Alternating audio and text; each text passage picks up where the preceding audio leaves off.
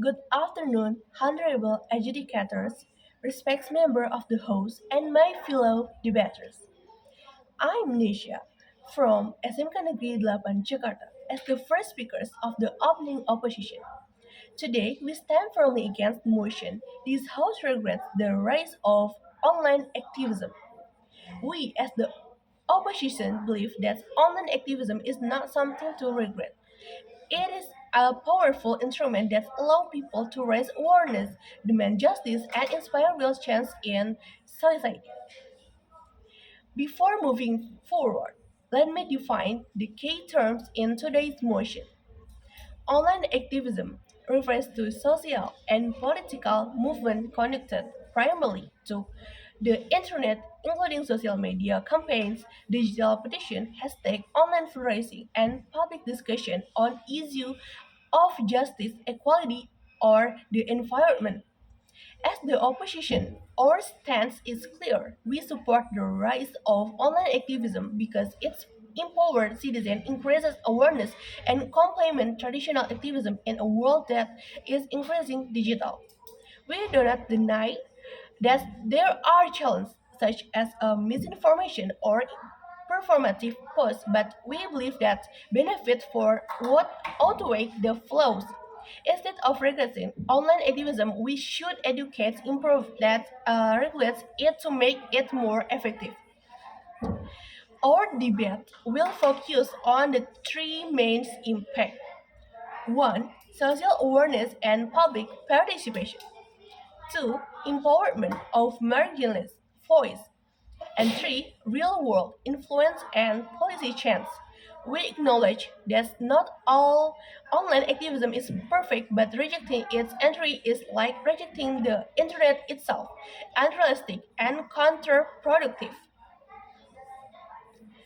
Online activism increased awareness and participation. Let's face the truth. Before the digital era, activism was limited to tools with the research, connection, and physical access to demonstration.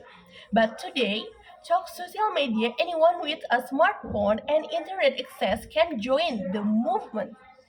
From global campaigns like Black Lives Matter and Me Too to Indonesia movement like Save KPK or Reformasi di Korupsi, online platforms have made it possible for millions to become aware, participate, and speak up.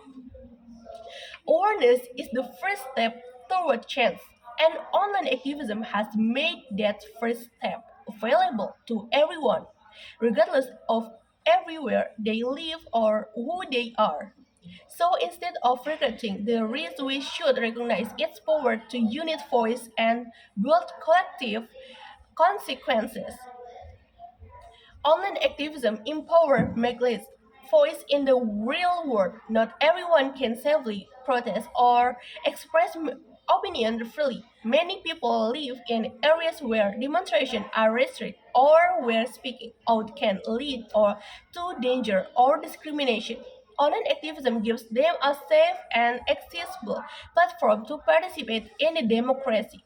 It enables students, women rule communities, and minorities to share stories that would otherwise go unheard. For instance, during the COVID-19 pandemic, when physical gatherings were impossible, online campaigns helped raise awareness, funds, and solidarity for people in need.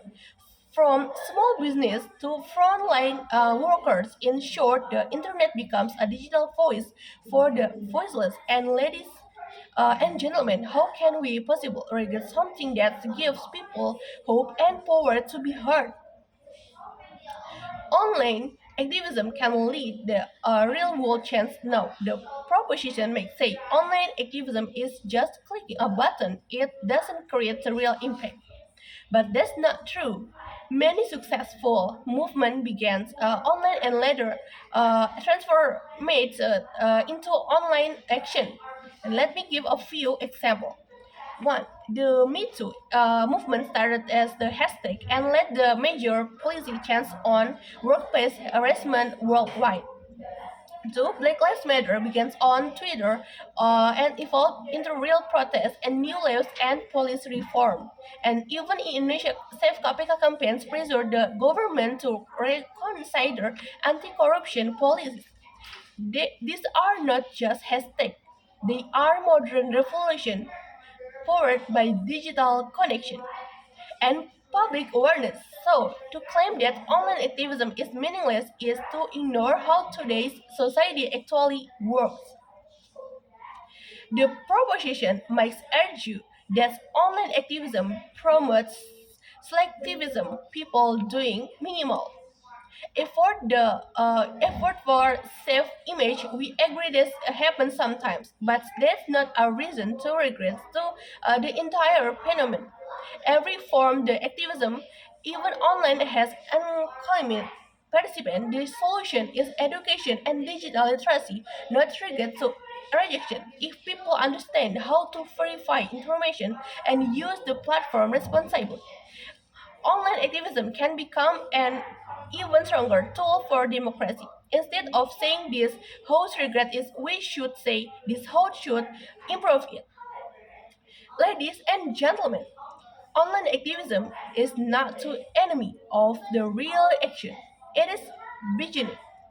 It allows people to learn, connect, and mobilize, and eventually act. It's given ordinary citizens a platform that once belonged only to the powerful, and it's continued to shape a more inclusive and democratic world. So today, as the opening opposition, we proudly say we do not regret the rise of online activism. We celebrate it and the voice of connected generation and a force of justice, equality, and chance. Thank you.